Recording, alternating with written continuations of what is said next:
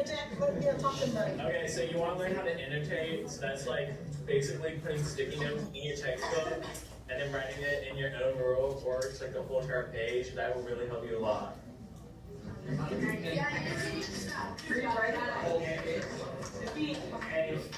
cool. Okay, other questions? Tell us about some of your study habits that you guys have used to become successful. Annotation. Did you just ask that? Do you guys do study groups or anything? Okay,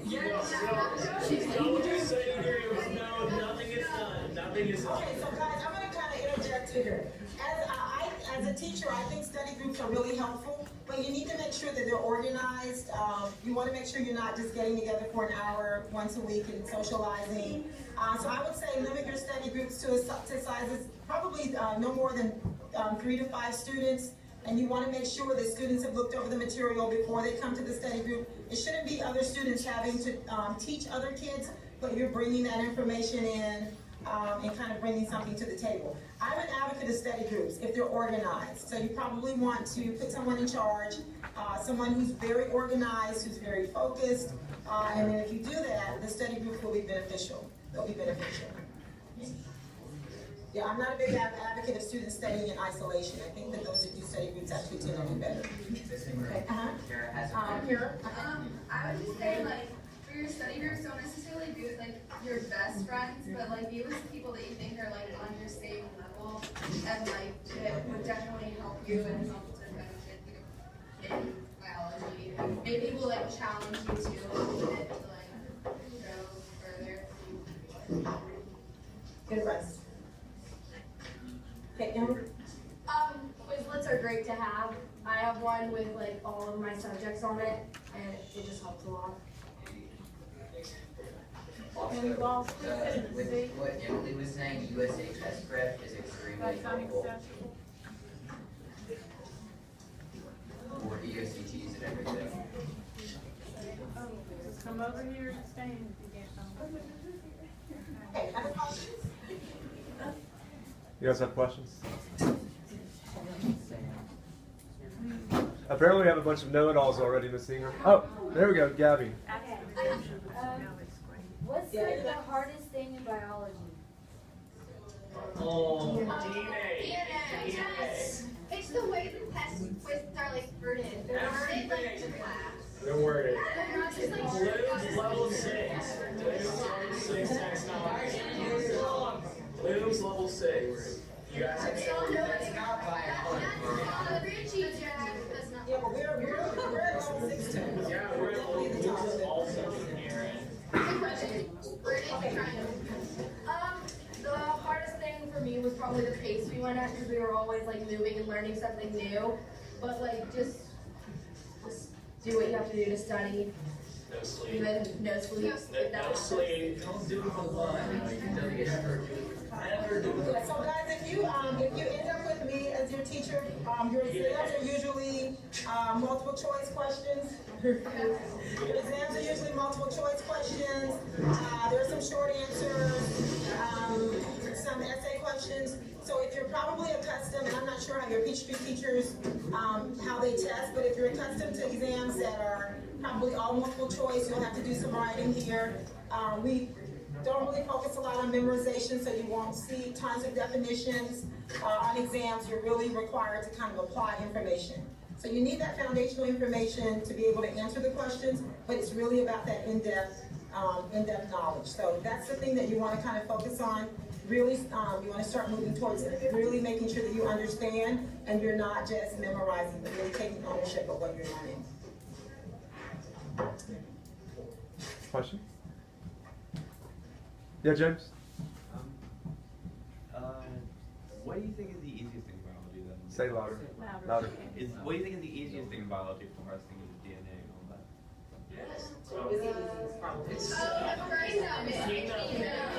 Scientific method and theory of evolution. All of them. Theory of evolution. So they're saying when we cover kingdoms, and we actually start out covering scientific method, and then we move into kingdoms and also evolution. So they actually thought that unit was probably the easiest unit to cover. Yep, Misha. Well, I don't know how many of your students have had Mr. D, but how handy were his notes that he gave you? Or not he gave, Some of them like, may have. oh, or the notes that Mr. D gave you useful? Yes. Yeah, they said it's so easy.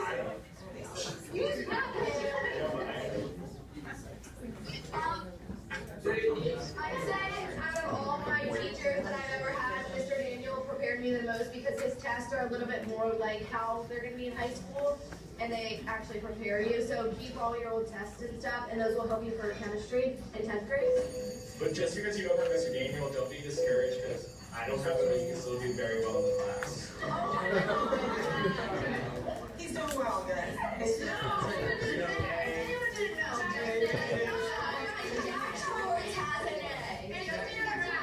Okay, but I will say to Jack's defense as a teacher, he works very hard. And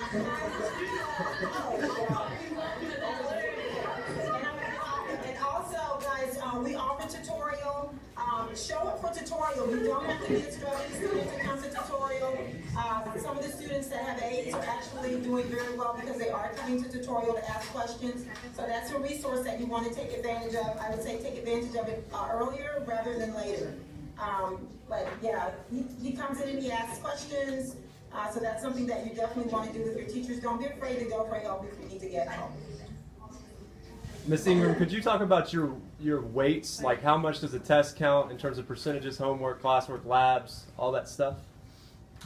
Yeah, exams are 35%, and we actually include tests and quizzes in the exam category. Lab write-ups are 25%. If you're not accustomed to writing up labs, that's something that you'll do once you get into a 9th grade science course. You're required to keep a lab notebook.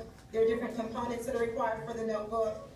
The students that have probably actually written labs before will usually do better from the outset in writing.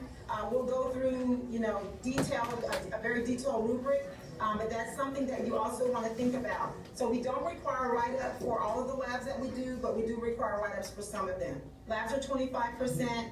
Your classwork is only 10%.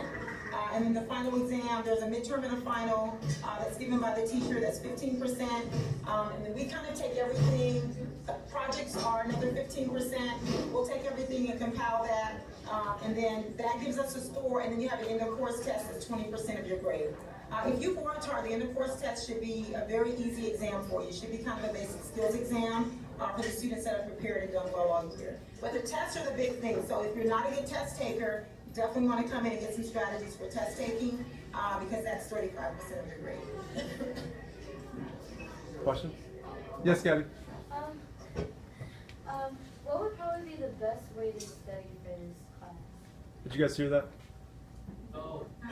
What's the best way to prepare for the exams or for the class? To take the practice quizzes online. She always is good about putting links on the website. Your website really A helps. bunch of practice quizzes, and she puts the questions from there sometimes, so it helps to Studying in short bursts really helps a lot. Like, don't study over a long period of time. Study, in different amounts of time. And take a break in the middle and just let it all settle. Because if you try studying just 2 hours straight, it doesn't help you at all. Besides the first 10 minutes, really. Also, write good notes because the notes definitely help you, especially when you're reading in the chapter. Having the notes help you to understand what the chapter is talking about, so that you can be more prepared for the test. Mr. Ritchie teaches you a bunch of great study techniques. Listen to what Mr. Ritchie says and apply it to all your classes because he helps. Guys, so one piece of advice that I would like to give you is that coming in your freshman year, if you actually end up with a schedule and that schedule If you have biology and your English course with Richie scheduled in the same semester, it's going to be a really rigorous, challenging